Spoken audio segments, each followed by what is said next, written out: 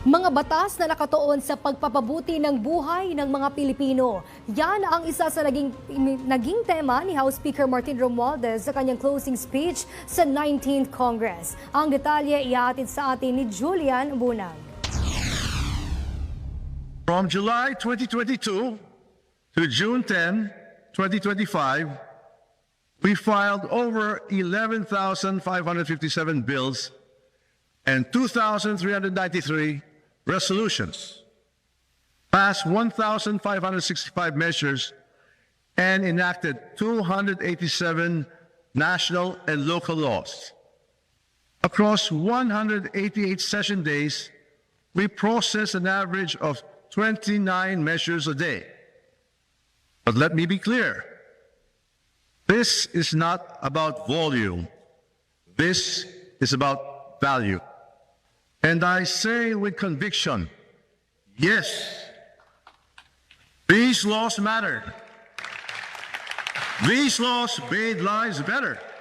Ayan ang malugod na ibinalita ni House Speaker Martin Romualdez sa kanyang talumpati sa pagsasara ng 19th Congress. Ayon sa lider ng Kamara, ang bawat batas, reforma at resolusyong naipasa sa ilalim ng 19th Congress ay nakahanay sa layunin ni Pangulong Ferdinand R. Marcos Jr. na makapaghatid ng bagong Pilipinas sa mga Pilipino.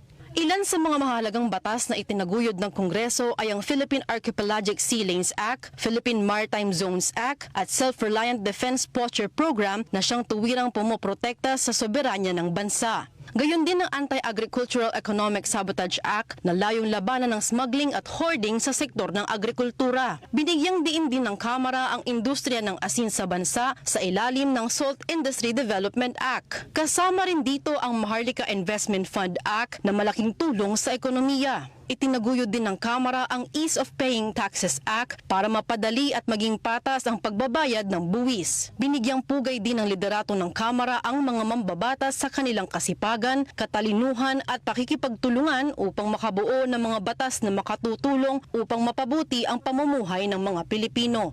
We followed the law, we honored our mandate, and above all, we stood for what the Filipino people deserve.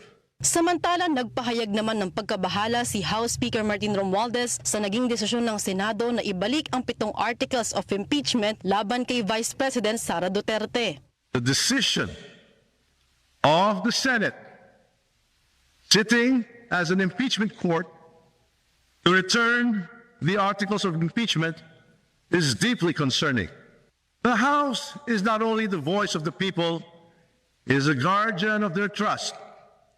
When allegations arise that threaten public confidence in our institutions, our duty is clear: to seek the truth, to uphold transparency, and to demand accountability.